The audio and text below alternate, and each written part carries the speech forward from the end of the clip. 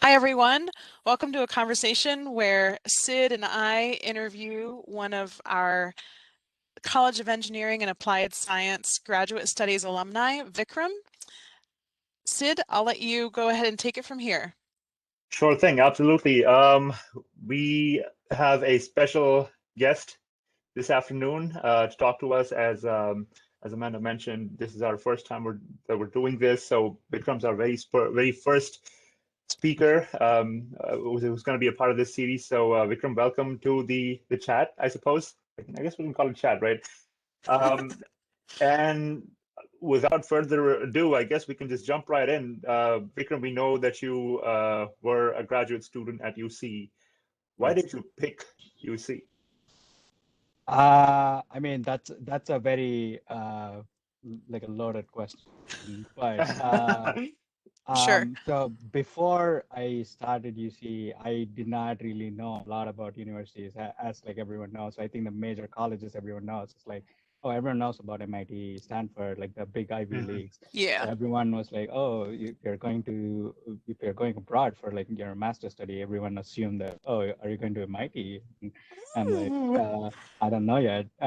But it was one among the colleges that I wanted to choose because it had an embedded systems program, Mhm. which I was very much interested in.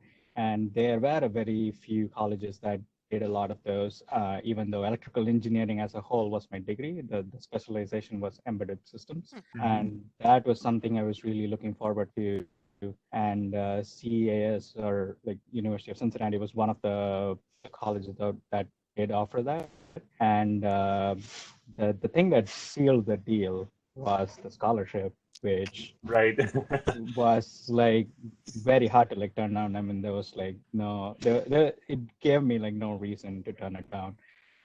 So those were the two main reasons I chose University of Cincinnati specifically.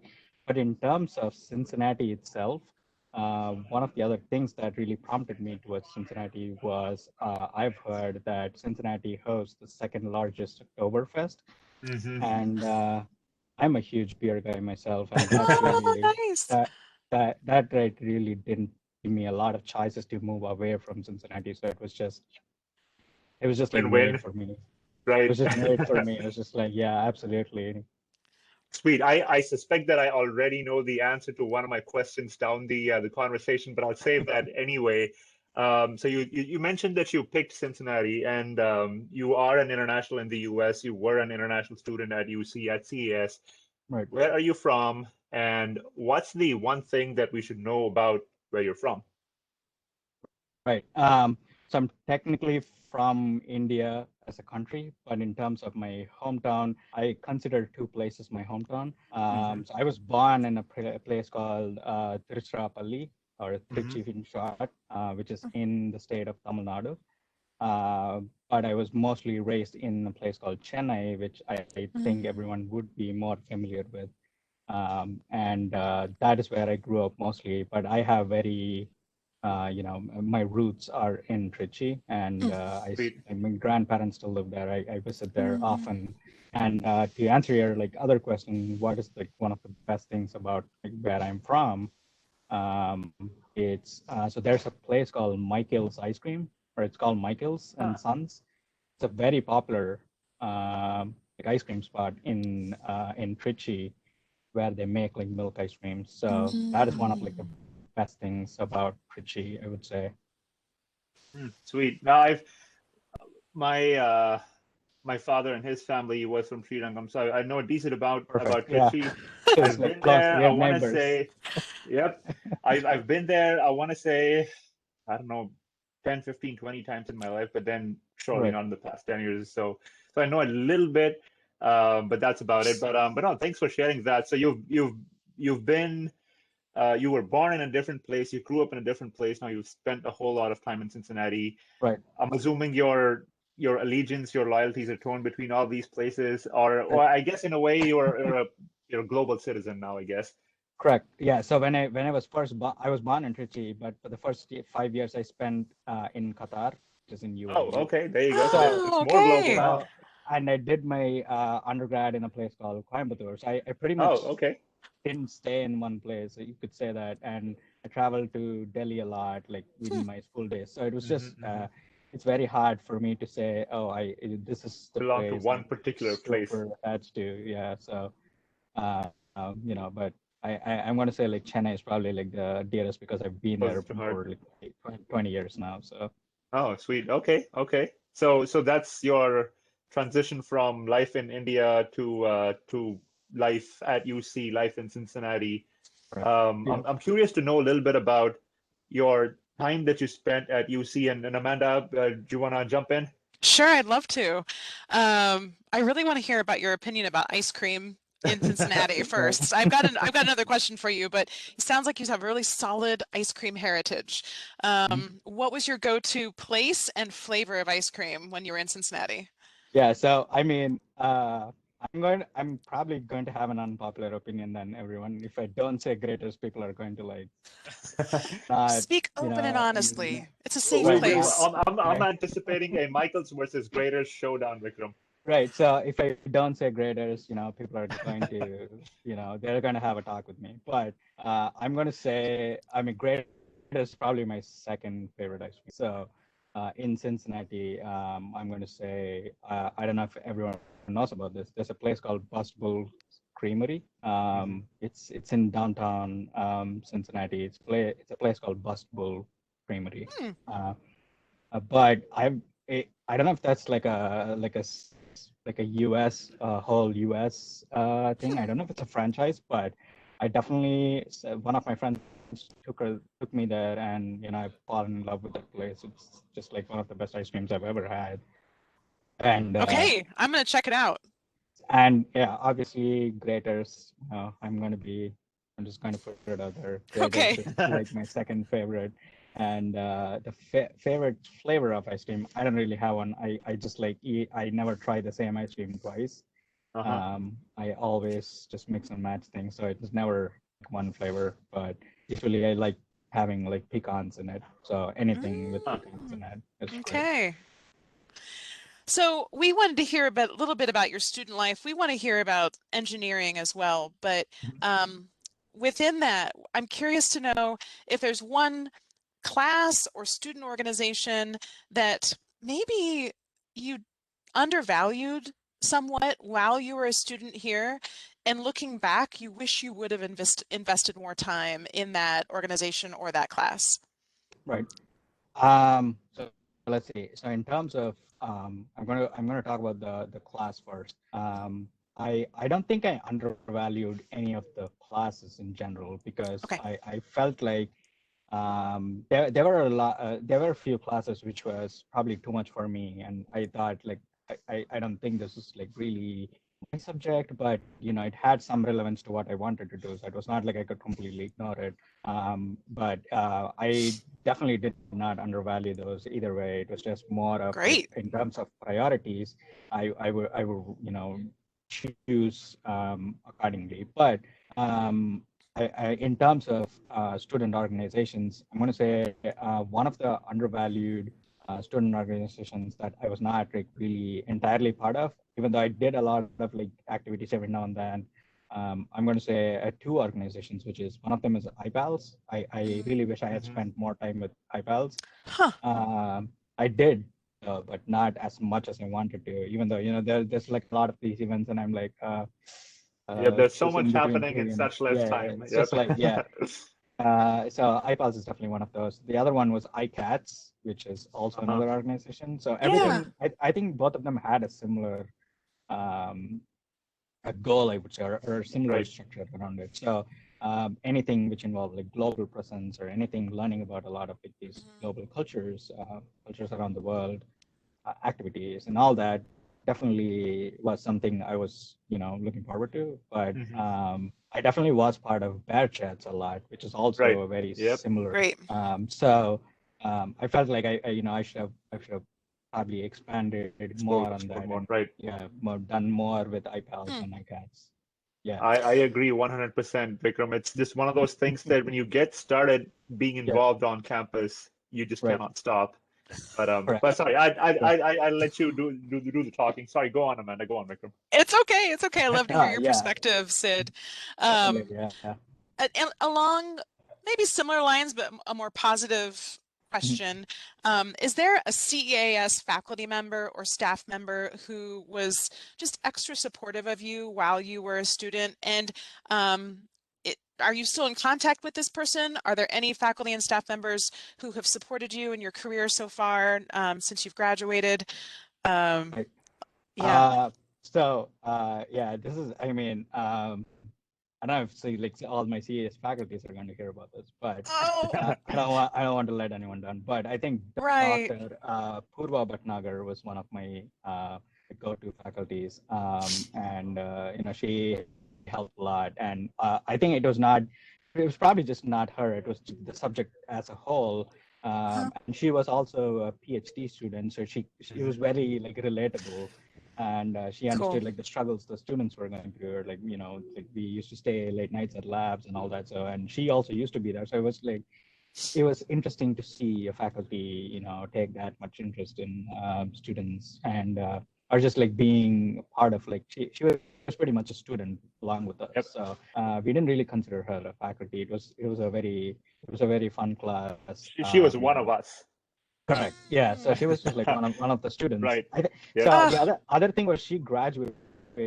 We both graduated on the same day. She got her PhD and I got my master's. So it's just the same. That's pretty cool. Ceremony. So it's just I think that's pretty much why I feel, but I don't think any other faculties did. So it was not like other faculties didn't support me. It's definitely. Oh, sure. Yeah, we're just giving her a little bit more attention. Yep. I'll mention that to her. Purva and I started at UC at the same time, and I will mention this to her. I'm sure she's going to be thrilled. She's going to be happy to hear from you about you. Right. But yeah, we're in touch in terms of I think we follow each other on LinkedIn and Sweet. each other. Cool. It's a lot of professional updates from both of us, and she's in California, I believe. It's great for both of us. Okay, I'm going to combine the next few questions together because they all kind of go together. I know our current students who are looking for internships and looking for jobs, they want to learn those insights, those steps they can take to better present themselves to employers and network. So I'm curious, what's your current employer? Where are you at? What's your job? And how did you get to where you're at? And what do you think are some of the keys to what got you to where you're at? Sure. So I work at a company called Shark Ninja, which is in Boston, which is headquartered in Boston. We have branches all over the world. But we mainly are in the consumer goods space. I don't know if anyone knows about Shark products. Shark makes vacuum cleaners. I have a Shark. Ninja makes blenders. So I work on the Ninja side. So I work with blenders, pressure cookers, and all that. Nice. So I work with Ninja, and how I landed this job. So I'm a test engineer. So let's go line by line. I'm a test engineer. So basically, my job is to make sure the units don't break, they're reliable, they're and just based on what. So one of the cool things that we have is we have these Facebook groups, or we get feedback directly from the consumers. So when they say, oh, I've had my Ninja blenders for about 10 years or 15 years, it's very rewarding for our team specifically, because we're oh yeah, we made sure it works for 10 years for you guys. And so it's a rewarding job. So that's one of the reasons I like this job. So you get direct feedback, and it's also a very fast process. So your products get out in a year, and you immediately get the feedback, and you don't have to wait for 3 years for a product to come out. So you get feedback from the consumers. But in terms of how I landed this job, I just had a very specific process of how I was applying to jobs, or when I was searching for jobs. Right. I was, LinkedIn was my go-to job site. I was very involved with LinkedIn. Did you pay for LinkedIn Premium? I think part of UC was I think there was a student program for LinkedIn Premium, I believe. I'm not 100% sure on that, but there was a time where students could get LinkedIn Premium for a while. And I think I did that first, and I really saw the results almost immediately. And then I definitely paid for it after that, because Mhm, that, mhm. I Okay. think it was like free for about About a month or so. month or so. I'm not, Yeah. don't quote me on that, but there's definitely a free period where you could use it. By the way, And it's not through the college, just so you okay, know. but I think as a student you get Yeah. it, I believe. hmm So either way, as a student, you do that and you see the results almost immediately. Especially if your LinkedIn profile is like really good and you're up to date, you post, you comment, you like people's posts. hmm You very much use it as like your daily social media. Mhm. Um, you will reap the benefits pretty soon. So that is how I landed this job, is through Oh, through LinkedIn. LinkedIn. Yeah, so Great. it Okay. was just one Okay. of those days, it was just like applying. I've saved so much jobs which match my description, what I want to do. And I saw Shark Ninja's post. They Yeah. wanted I actually joined as a co-op first. Great. Oh, So okay. I joined as a test engineer co-op. They were looking for a co-op. All the things they mentioned they needed were Mhm. exactly what I was doing in Cool. CAS. So I was just like, oh, this is perfect for me. And the process was almost immediate. I tell this to other people too. I mean, I'm very impressed with how our company like hired people. I applied on a Wednesday. I got the call from HR on the next day, which is Thursday, Wow. and my interview with the manager was on a Friday, and I got the offer on a Monday. So Oh it was my just gosh. like it was just so fast, and Huh. I was like already impressed. It was like, oh yeah, if they hire people so fast, just think about other growth opportunities or other things in the company that I'm pretty Yeah. sure True. everything is fast and challenging. So that really was like one of the trigger points for me. It was just like, yep, this is my calling. Um, and it's in Boston. I've never been to Boston. East Coast seems cool. And why not? It I'm sounds like I it's been working out. correct. Yeah. So as I said, like I don't stay in one place. So I've been in Cincinnati for about 2 years, but Cincinnati has done a great job for me, and I've always cherished Cincinnati, and I'll always come back. But it's time to go to Boston, see Sweet. what's up there. Okay, I have one more question before I hand the conversation off to Sid. Mhm. Do you have any memories from your interview on that Friday that was so soon after you applied? Like any interview tips? Right, sure. So I was interviewed for two different positions. Two different co-op positions. One was with the EE team, and one was with like the testing team, which I currently work for. Both the interviews were totally different. So it was not like I could prepare for one of them and the other was like totally different. I just prepared in general, Okay. saying like just like researched a lot about the company itself. Is probably hmm just like my first main tip is just like research the Yeah. the whatever possible nook and corner you can about the company. Hmm. This includes Glassdoor reviews, um, just like Garmin profiles, like any if they have any stocks, just look into that. hmm Not just like from the business side, but also like look at LinkedIn. What are they posting? Um, hmm what are they involved with? What organizations are they involved with?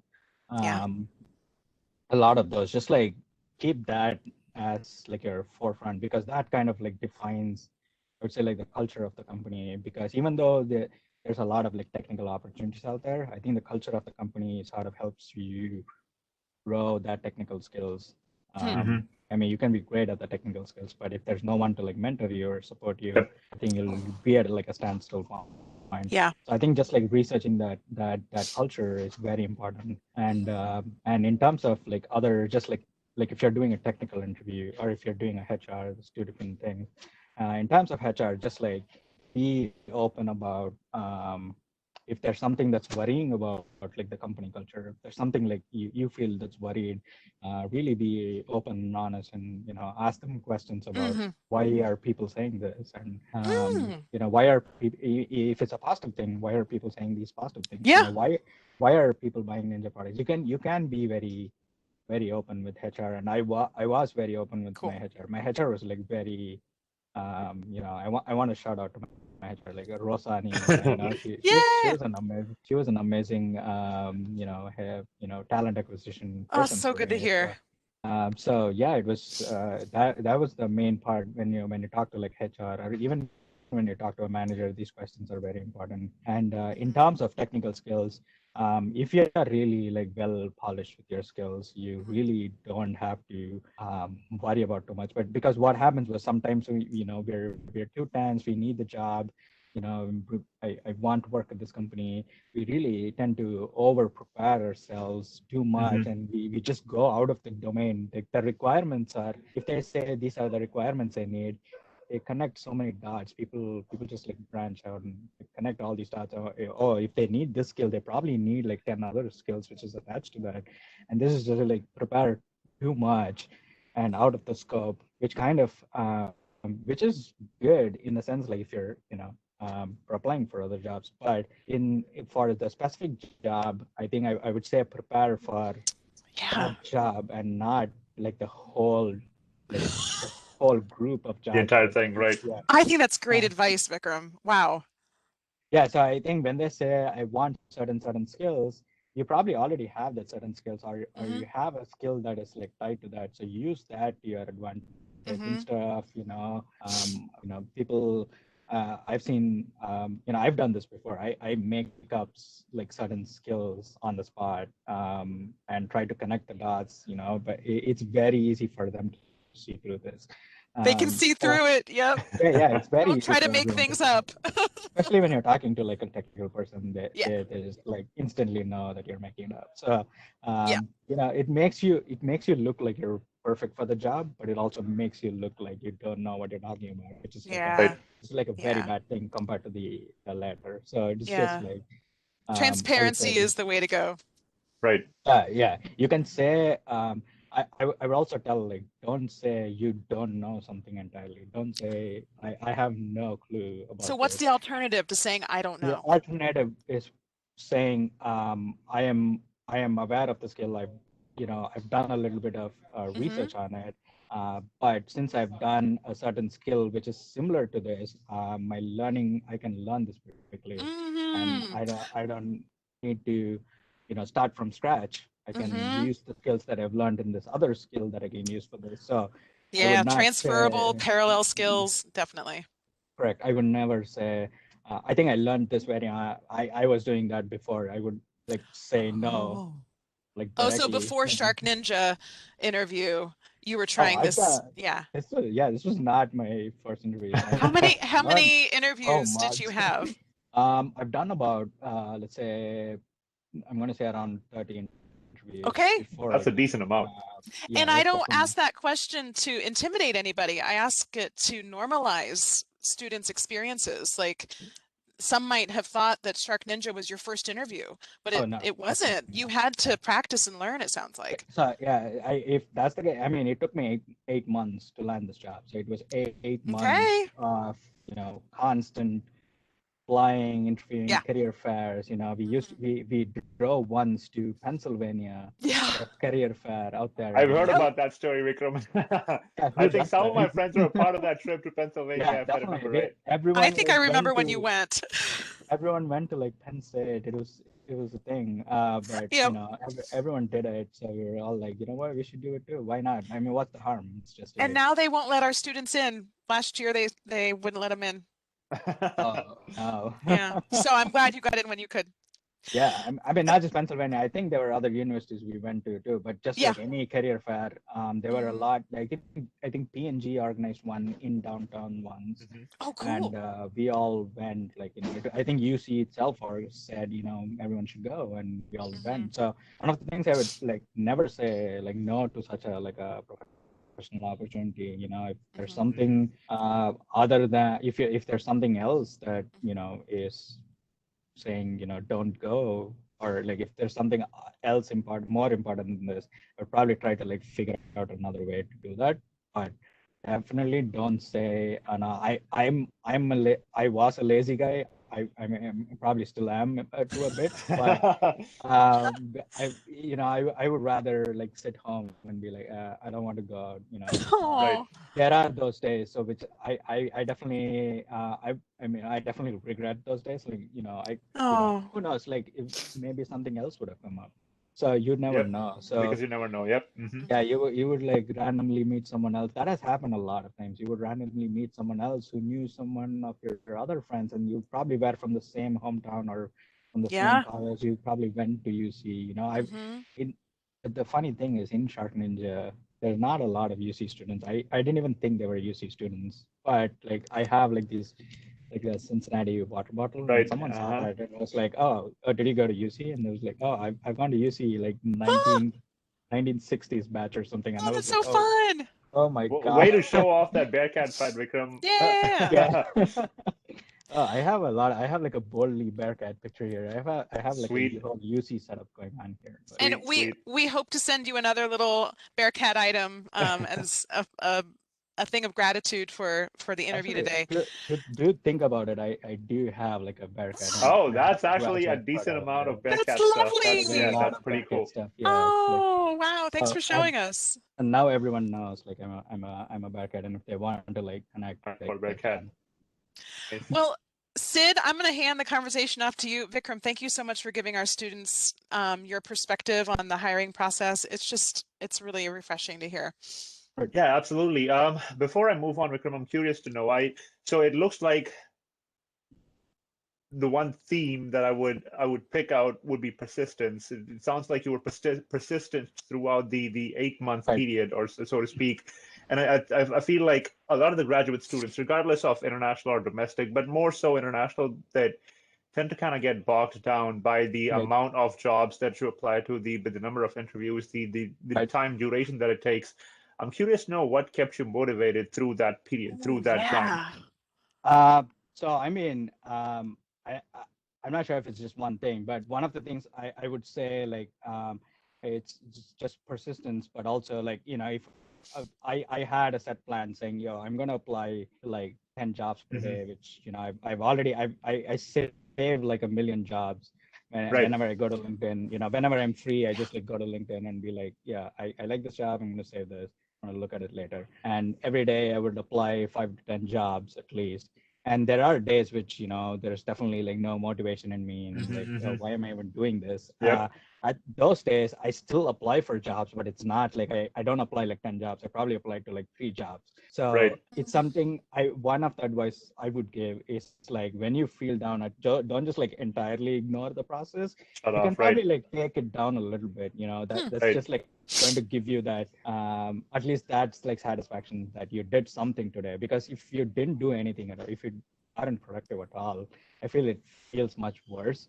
Oh, yeah. And Right. it sort of like snowballs into like a huge avalanche into like the week. And by the time you reach like Saturday, you're probably all like, I didn't do anything for 5 days, so I'm like just Right. going to give up entirely. So I mean, in terms of what kept me motivated, really just like I wanted something I could like apply my skills to because I have all these skills right now, and I'm not really using it the right way I wanted to. Right.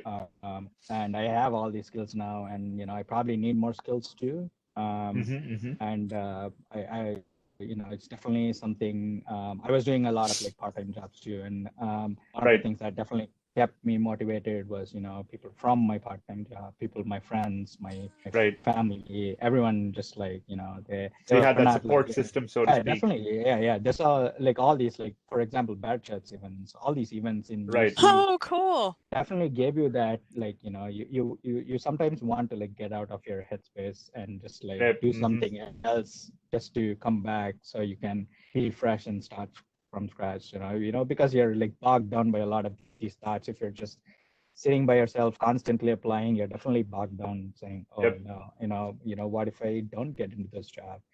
Sometimes people look at the job descriptions and be like, oh, I don't have these 2 skills, so I'm probably not going to apply to this job. Try anyway. Yeah, so I'm just like, why not?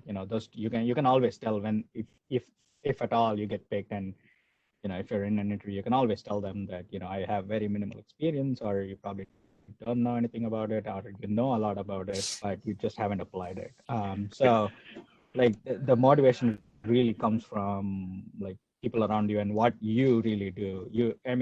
I feel like applying for jobs is just like a huge like mystery behind it, saying, oh, you constantly have to apply jobs like all the time, that has to Hmm. be like your every moment of your day, which Mhm. I feel like, at least from my perspective, I don't feel that's true. Right. I feel like that should be part of your like daily routine, but that Hmm. definitely shouldn't be like the only thing you're doing. Hmm. Right. Because I mean, So you got to find that psychologically, balance between stressing yourself out about applying for jobs and at the same right? time being able to find that something that keeps you calm, I guess. Correct. Yeah, definitely. I mean, Sweet. it doesn't have to be something you really love to do that makes you calm. Sometimes, it's some random thing you find, Just taking a there's some break. event going on that, you just be part of it, and you may or may not learn something from it, but it at least Right. takes that, stress away from you. That's awesome. That's an awesome answer, Vikram. Thank you. So 2016, yes, 2016 is when you started at UC. 2017. 2017. Okay, so 2017 to 2019, Right. master's in embedded systems. Now you're a test engineer Correct. in Boston. You've been an international student at UC. You've been in the real world for almost the same time now.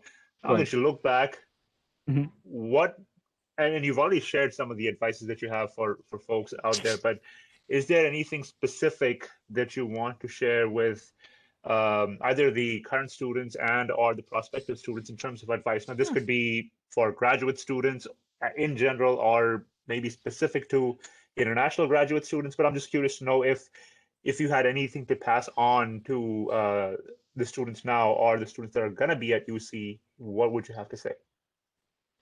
Oh wow. So I mean, that's a like an interesting question, because this whole like pandemic situation has Hmm. entirely changed the way things work, which is, if you definitely work towards it, you can take the positive out. You can take a lot of positive out of this. Mhm. Hmm. Of course, there's a lot of like, you probably cannot hang out with your friends anymore, which kind of takes that like social anxiety away. But in terms of like your career, or in terms of like job prospects, or in terms of just applying to jobs, it definitely feels like the number of jobs are, the prospect of having a job has not gone down entirely. Mhm. It just feels like, oh, it's a pandemic, like everyone's working remote, so I guess like the company is not doing well, so they're not hiring.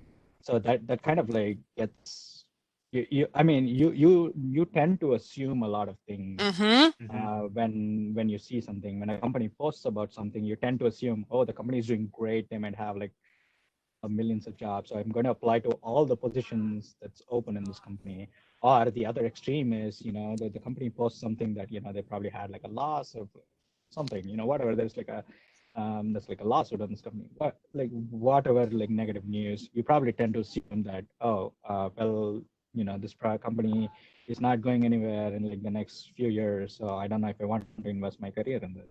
Hmm. And then you tend to make these assumptions, Hmm. which is probably psychological, but it's also like, I would say, like, try to it's very hard to like say not judge Mhm. Hmm. or not assume based on all this, but Right. try to see, or at least try to see what opportunities are out there. You might have all these assumptions in your mind, but put those away just for a few minutes, and try to see the positives that they're doing, like not just companies, but everything. Like, Mhm. there are so many startups, so many NGOs now. They're doing Mhm. great in a lot of Mhm. spaces. So it doesn't have to be like a role specific thing. It can also Right. be something like your hobby. You might be very interested in, like, so you might be a photographer. You're very interested in photography. So you can look at like Nikon, you can look at Canon, companies like that. So like you, Mhm. Hmm. you can search based on like your interest, not just the Right. role you're specifically looking for. But the main point I would say that, like, as I already mentioned, like, don't assume immediately that, you know, when you see a job posting, this applies to like descriptions too. Don't assume if they say they need a skill and you don't have the skill, don't just assume you're not fit for the job. Okay. So I guess it's given what you've told us so far, what sums up your experience as a student and now as somebody who's on the other side of the table, would it make sense if I said, hey, the one thing that Vikram would say is be curious and look for opportunities, and this doesn't necessarily have to apply for just work specific situations. You mentioned that you were part of Bearchats, ICATS, iPals, everything. So if it comes to an international student, be curious about what's going on campus, look for opportunities, and when it comes for you to be on the other side of the table, keep looking for opportunities and be curious to see what's on the other side and not have any assumptions. Does that sum that up? Yes, that sums up entirely. And another thing, I think when you mentioned Bearchats, I guess like I should have mentioned why I was like really part of Bearchats or Absolutely, not go like on. other really like or like ICATS or iPals, or why I was part of such organizations. I was also I'm still part of this organization called World Affairs Council, Cincinnati and Kentucky, which is a really great organization if you want to Yep. check it out. But Can you say that once more? it's called World Affairs Council. It's Cincinnati and Northern Kentucky, I believe. They're a great organization, and you know, I've been with them ever since I started in UC. Cool. And you know, I'm still a part of it. You know, they do a lot of great things. So one of the things I would say about Bearchats or any of these other organizations is they don't have anything to do with my technical skills. Right. So normally I think when people say, oh, you have to be part of other organizations, student communities, people tend to assume, oh, you have to be like part of like a technical group, like IEEE, or, you know, you have to be like if you're like a mechanical engineer, you need to be part of the Hyperloop UC, which is great, which is fine. You definitely should do that. But I feel like if you just do that and not really expand out of your like technical skills or out of your technical domain, you might miss out on other things which are definitely soft skills. You might miss on a lot of soft skills at that point, because you're amazing at your technical skills, but what recruiters or what companies look for, or what, like, I mean, when you work on a daily basis, what you look for from another person is not how great they do the job, is how well the job they've done is being communicated with someone. Because if they do an amazing job, and if they don't, if you fail to communicate that, yeah, there's like no one really knows. No one really knows to appreciate the guy saying, "Oh, you've done a great job." You know, the appreciation level goes down. Right. So I feel like that definitely improved a lot of my like social skills. You know, public speaking or just like graphic designing, whatnot. Like other skills which are not like technical. You know, that definitely boosts up your confidence, because sometimes when you're in a technical interview and you don't know an answer to something, your confidence level immediately like goes down. Before you know, like you might know the answer to the next question, but you know your confidence is already like way low, so you don't entirely communicate your answer or like what you're thinking very well, and that sort of puts you at a disadvantage. So I'm going to say like that.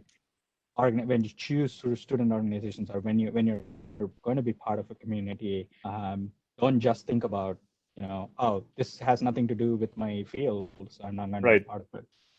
Sweet. Now that helps a lot. Thanks. I'm assuming that that's even more so important if you're an international student. Exactly. At UC in the US overall, because you are going to be working with a diverse group of people from all over the world. You might as well get used to it when you're on campus versus starting from scratch when you're on the other side of the table. Yeah, specifically, I think for international students, when I talk about like this confidence level, right, it is already a low confidence for international students because of either the language barrier, or they feel, you know, their accent might put something off, or, you know, they have like these like insecurities. Probably not insecurities. They just have these like low confidence levels of stuff. So it's just like, get over that barrier. You know, it takes a lot of effort, and you know, it is something that you don't actively put your effort to. It's something that happens in the background.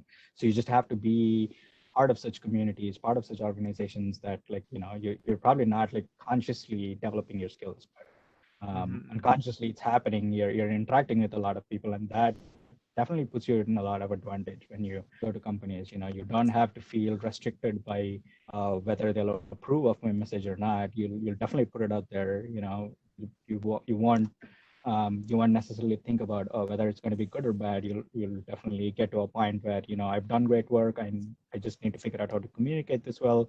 And now I figured that part too. Now just combine both of this, and you're golden.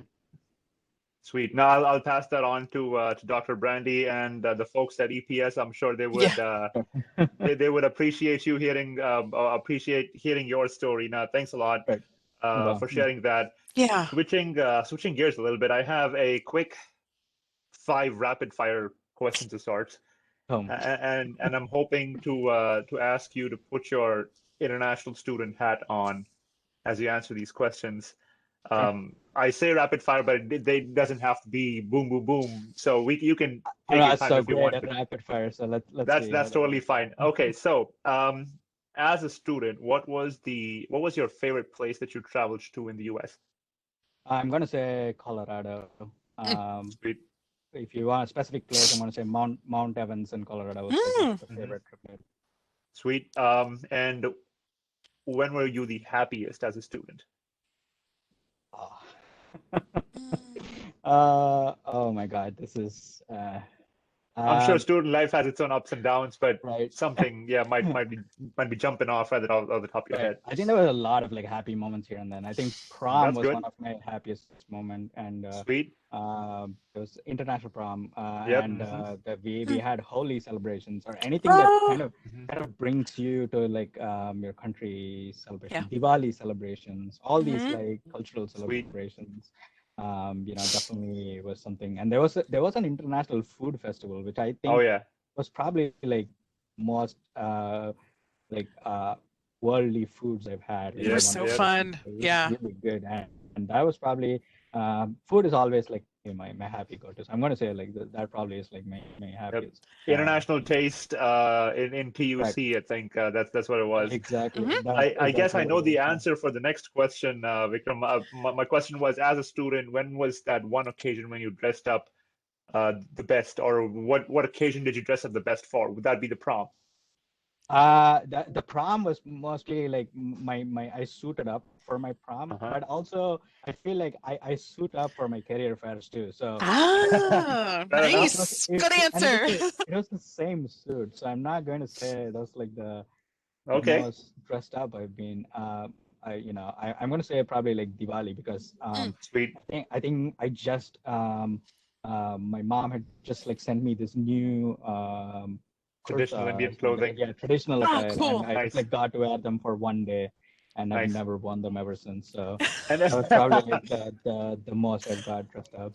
I can relate to that. It's one of those situations wherein it makes you feel a little closer to home, even if you're thousands of miles away. So I appreciate that answer. Okay, so fourth question would be, what is that one thing that you're most proud of from your time as a graduate student at UC? Most proud of. I mean, I'm just most proud of that. I graduated. I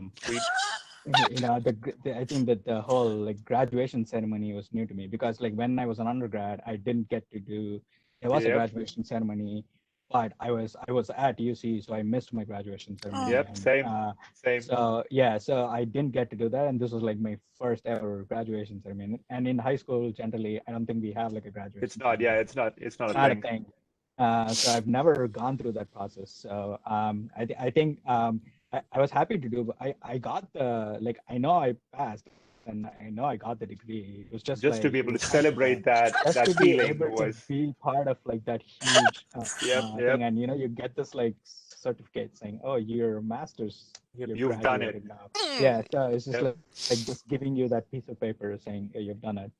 Definitely was like probably the proudest moment, even though you got your degree before. It's just like well, you definitely feel that very well, that atmosphere, and I think I graduated in summer, which is probably like the lowest number of people. Yeah. And if you graduated in spring, it would probably been even better. I'm saying, like, Right. this Mhm. definitely made it special. Oh, And good. my mom was here, so it made it more special. So it was just like Oh, it was definitely, and she was there, and like the proudness was just like, you could see it in her face, and you just like immediately get impacted by that, and it was a great moment, I would say. Nice. I'm sure she would have loved to be a part of the. She would have really liked it to be a part of the whole celebration. Sweet. Right. What's your most treasured memory from your time at UC? Uh, hmm.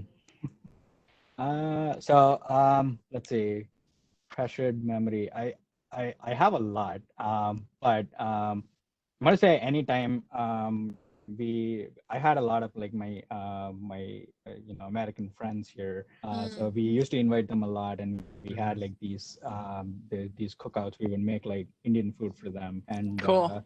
there were a lot of we had like a family who came in, and we have like our friends who came in, and we would cook, and I got super involved into cooking after that, and I still do that till date. Like I'm super involved in cooking, and I'm also part of a food company that just makes it even better. Yeah, I bet. Yep. So yeah, so it's just like I feel like that treasured memory in terms of like every time we invite people to try our food, and they just you see that when people think it's like too spicy, or it's really good in terms of like, oh, wow, this is so The flavorful. flavor, right? And we had like a family, meaning they had kids come in, and they tried like some of the sweets I made, and they were just like, there was once when Mm. I made like a sweet, and it didn't go as planned, so it became like a hard candy, and none of the adults tried it, and the kids loved it, and this is like emptied the whole thing. That was definitely my most treasured moment, I would Treasured say, memory. Cute. because Good. I made it, and I was like, oh, I think I messed As up. long as the kids Um, like it, that's all that yeah, matters. that's all I needed. The Yep. Yeah, adults may yeah, like it, but the yeah. kids would definitely not take it. So it was just genuine appreciation, and I definitely like that. Sweet, sweet. Well, Vikram, that's pretty much all the questions that Amanda and I have for you. Thank you so much for being a part of this first episode of our chat with a graduate alum. We appreciate your time. Clearly, you've not given up on the Bearcat Pride as you very nicely Hmm. showed to us. There's a bunch of Bearcat stuff on that table, so we're happy to see that as well. Yeah. Right. One of the saddest things for me is March Madness is a thing in my office, even though Oh yeah. I'm not a huge fan of all that, but I'm just like playing along. Everyone's like March Madness, and I am searching for bad guys because that's the only team I know. And I am searching for March Madness, and like, oh, like I should probably my choice is going to be Bearcats, and my friend was like, oh, Bearcats didn't make it, and I was like, oh, I thought they were really Oh, good because I've been to certain games, and I was like, I thought they were really good. And Yep, then yep, yep. to my disappointment, I don't have We'll Bearcats be on my there. unlike We'll get there. brackets, so I'll keep trying. Yep. definitely. Well, this has been an honor. Sid, it's been an honor to work with you on this. And Vikram, it's been such a pleasure to hear your stories, to hear what you've shared with us. I really appreciate it. To our audience, if you want to hear more of these, you can follow CEAS on a few different platforms. You can follow the College of Engineering and Applied Science on LinkedIn. You can follow CEAS on Facebook at UC dot CEAS, not underscore, on Instagram at UC underscore CEAS, on Twitter at UC underscore CEAS. And if you are a UC Graduate Studies alumni, MEng, MS, PhD, and you want to be interviewed, or if you know of an alumni of MS, MEng, PhD, or if you are going to be an alumni and you want to be interviewed, contact me later. Please email me at amanda.mclaughlin@uc.edu. Sid, how should people contact you if they have questions for you? And I'll get you in a moment, Vikram. Sure. Yeah. No, I'm happy to answer any question that I can on social media. I spend way too much time on social media than I should. Facebook, Twitter, Instagram, LinkedIn, whatever. Just look up Sid Tatham, SID dot, or not dot, I was going to give you my email ID, but SID space THATHAM, and feel free to email me as well, sid.tatham@uc.edu. And Vikram, how should people contact you if they have any questions for you? So I mean, like in terms of, I mostly use Instagram, LinkedIn, and my good old email. So Instagram, I'm ClickVik, ClickVik, and on LinkedIn I'm Vikram Seshadri. That's VIKRAM space SESHADRI. Definitely contact me on LinkedIn. And my email ID is vikramseshadri95@gmail.com. So reach me. And we'll put if you all of have this any out questions. in the description as well, so you don't sure have to will. note down the spellings and whatnot. So yep. Definitely, no worries. We sure That's will. great. Anything else, you two, before we close? No, that's pretty much it, Vikram. Thank you so much. It's been a pleasure. And like I said, one day Amanda and I will look back and somebody's going to ask us, "Hey, what's your favorite memory of the chat that you started with, like that one first episode that we did with Vikram?" So we appreciate you doing this. Thanks a lot. Before we leave, I think one major thing I forgot to say, it's a very minor thing that I forgot to mention for international students specifically, is every time you send out your resume or anytime you put your name out there, also put how you pronounce it. That's a good tip. It was something so crucial that I learned like very late, but you know it has helped me so much.